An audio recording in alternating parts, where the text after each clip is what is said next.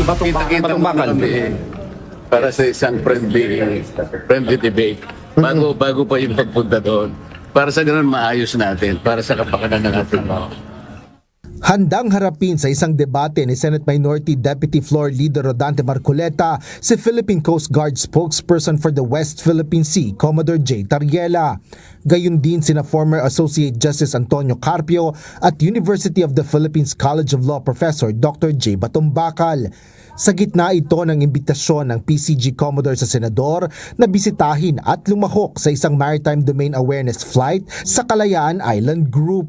Kasunod ito ng kontrobersyal na mungkahi ni Senador Marcoleta na isuko na lang ang mga naturang pinag-aagawang isla sa pagitan ng Pilipinas at ng China. Nauna na ring tinuligsa ni Senate President Pro Tempore Panfilo Lacson ang naturang pahayag ni Senador Marcoleta. Eto mga pre, bakit isusuko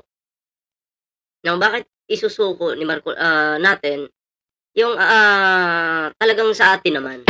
Kasi kung ano nyo dito, mapapakinggan nyo, ito po yun. Tahin at lumahok sa isang Maritime Domain Awareness Flight sa Kalayaan Island Group.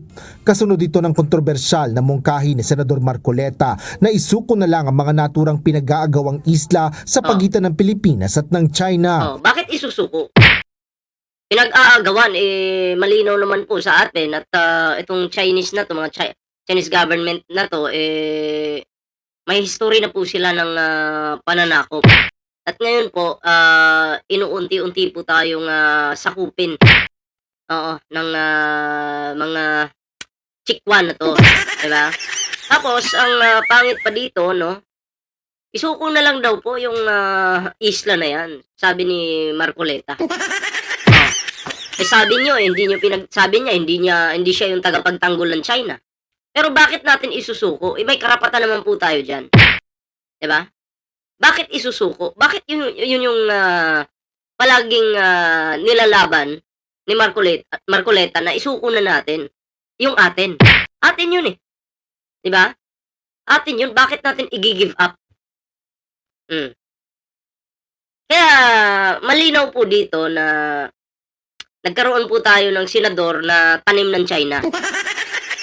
Posible. Posible po. Bakit? Sa ginagawang actions ngayon ni Marcoleta, halatang-halata naman po na mas pabor siya dun sa Chinese government kumpara sa mga Pilipino. Diba? Kulang na nga lang, sabi ni Marcoleta, hindi, hayaan na natin yan. Katulad kay Digong noon. Ang sabi ni Digong, hayaan na natin yan, tubig lang naman yan. Ngayon, si Marcoleta, iba na. I-give up na daw natin. Diba? So, dito po, no? Mukhang malaki po. No? Malaki yung kapalpakan na nagawa ni Marcoleta dito. Lumabas po yung tunay niyang kulay. Sabi niya, hindi siya favor sa China. Pero yung kanyang pananalita, statements niya, pabor doon. Meron po tayong senador na alam mo dapat sampalin kaliwat kanan para matauhan sa kanyang pinagagawa. Hindi na tama may tama na to eh. So anyway, bago po tayo magtuloy-tuloy sa ating reaksyon, kung bago pa lang dito sa ating YouTube channel, huwag kalimutan mag-like, share, and subscribe para naman maging updated kayo sa lahat ng mga uploads natin. Siyempre, may TikTok po tayo, may Facebook. Kalimbangin nyo lang po yan at yun, magkita-kita po tayo dyan. So ito na nga mga pre, tuloy po natin to. Nauna na ring tinuligsa ni Senate President Pro Tempore Panfilo Lacson ang naturang pahayag ni Senador Marcoleta. Tinawag niya pang homegrown traitors ang mga Pilipino umanong handang ibenta ang Pilipinas kapalit ng pansariling pakinabang. Katulad ng mga DDS vloggers na sumusuporta dito kay Marcoleta. Kasi si Marcoleta parang wala na siyang pakialam dyan sa isla na yan Parang gusto, kulang na lang sabi niya, give up na natin yan. Parang ano na hindi parang, hinihikayat na po talaga tayo. Na i-give up na daw. Alam mo, traitor kang senador ka no? Wala kang bilang talaga. Paliwanag ni Lacson, pangkaraniwang pinanggagalingan ng impormasyon sa geopolitics ang mga ganitong technical intelligence at traidor mula sa sariling bansa. Basta ako po, ang tingin ko dito, kay Marcoleta, traitor po ito. Diba? Nagkaroon tayo ng senador na traitor sa sariling bansa. Tinraidor na po yung ating bansa. Tinraidor niya po yung mga Pilipino. Di lang po ito traitor manlilin lang pa. Yung mga Pilipino ay nililin lang po ni Marcoleta. Bukod sa panlilin lang, may delikado pa. Ito yung pagiging traitor. Para sa pansariling interes. Yung ginagawa niya ngayon. Binigyan din ito na ang pagsuko sa Kalayaan Islands ay walang pagkakaiba sa pagsuko ng Luzon Island o ang kabuoang bansa. Samantala, sinabi naman ni Senate Majority Floor Leader Juan Miguel Zubiri na lilinawin nito ang pahayag ni Senador Rodante Marcoleta ukol sa pagsuko ng Kalayaan Island Group. Ito ay matapos umani ng reaksyon at batikos ang naturang pahayag ni Marcoleta. Binigyan din ni Senador Migs na hindi isusuko ng bansa ang Kalayaan Island Group dahil malinaw na bahagi ito ng teritoryo ng Pilipinas. Alinsunod niya ito sa konstitusyon ng United Nations Convention on the Law of the Sea o UNCLOS at pinagtibay ng 2016 arbitral ruling. Dalawang batas rin ang naipasa sa 19th Congress na nagpapatibay ng karapatan ng Pilipinas sa West Philippine Sea at Kalayaan Islands. Kabilang dito ang Republic Act 12604 o ang Philippine Maritime Zones Act at ang RA 12065 o ang Archipelagic Sea Lanes Act at mayroon din anyang komunidad ng mga Pilipino doon. Ayon kay Zubiri, kailangan bigyan ng tsansa si Marcoleta na magpaliwanag lalo pat pinabubulaanan na rin ito ng senador. Pagpapaliwanag, siguro na-realize ni Marcoleta na palpak yung sinabi niya. Feeling ko parang binawi niya yun Diba? Sinusubukan niyang pero mahirap nang bawiin yun, yung ganyung statements mo. Mahirap na. Pero kung hahaluan mo, kung gusto mo siyang bawiin, tapos hahaluan mo ng panlilin lang, pambobola sa mga Pilipino, pwede. Oo, kaya-kaya mo yun. Diba? Marcoleta pa ba? Number 1 na manlilin lang yan? Senador. Naging senador yung isang manlilin lang. Kahit palinawin niya yan, wala na.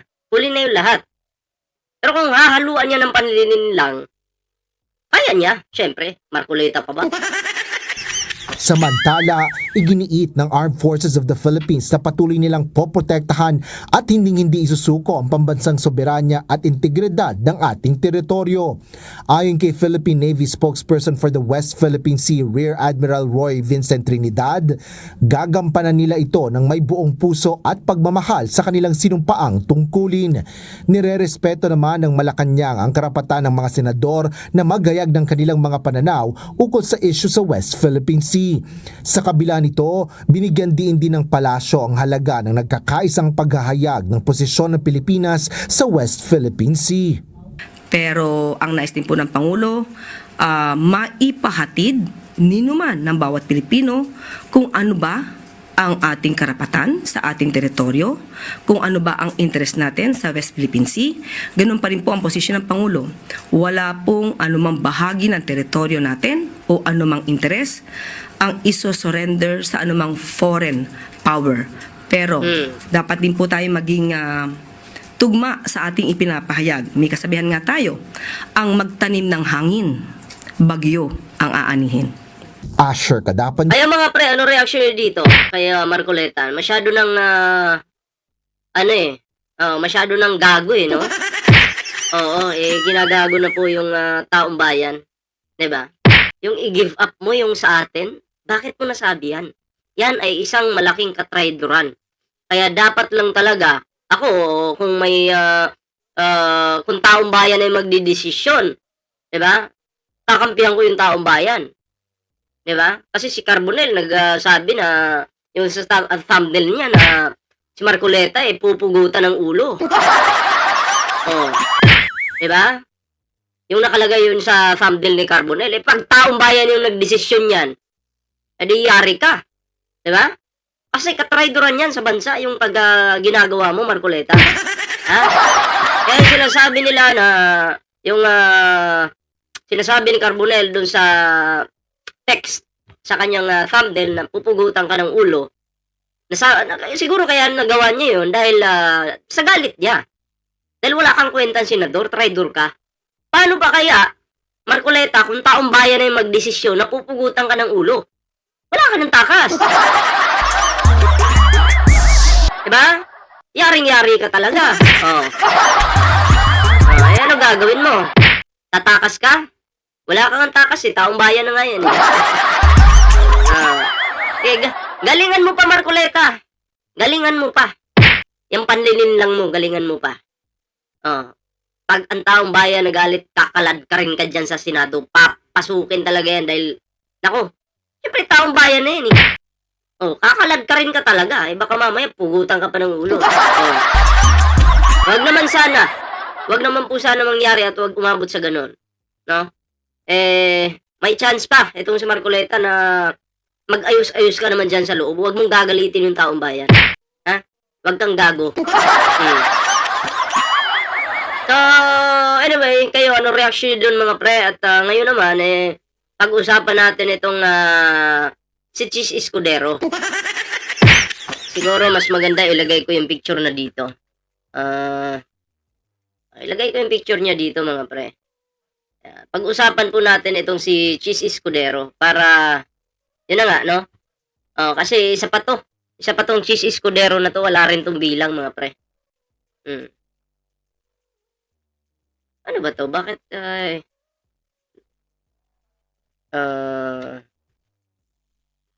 yan. Ilagay natin to dito sa screen. Yung mukhang to, pag-usapan po natin, mga pre, itong Quezon na to. Na wala ding kwenta. Isa pa to eh.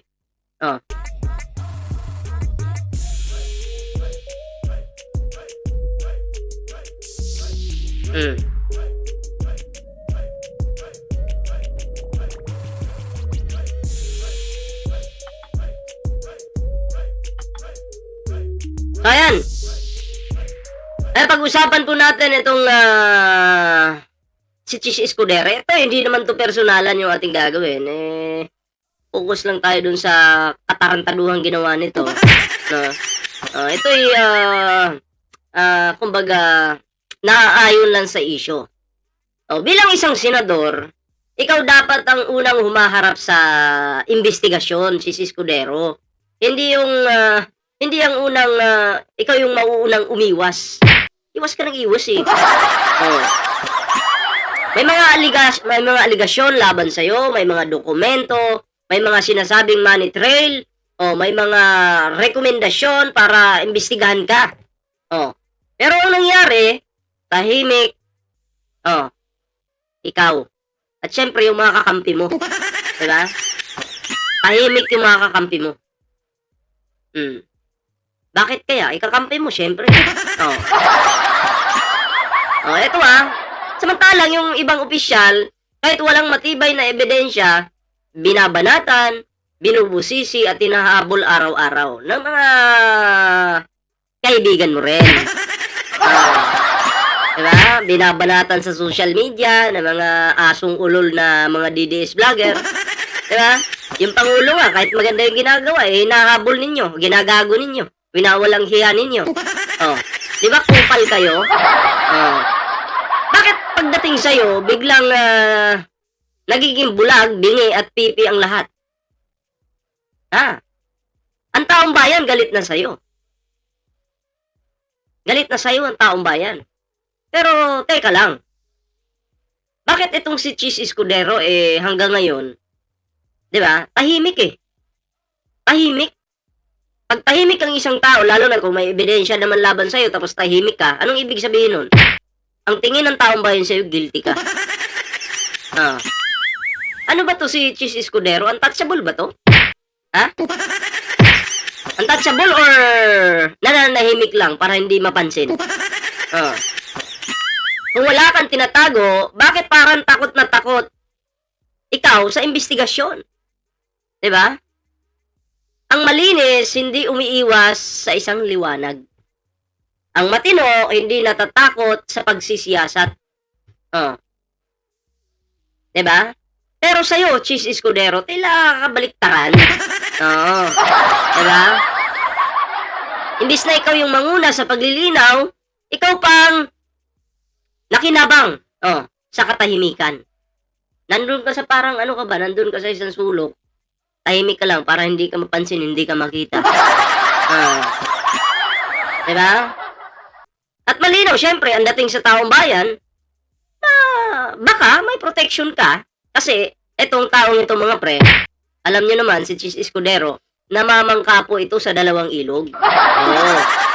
Ang mamangka sa dalawang ilog, hindi maganda yan. Masama yan.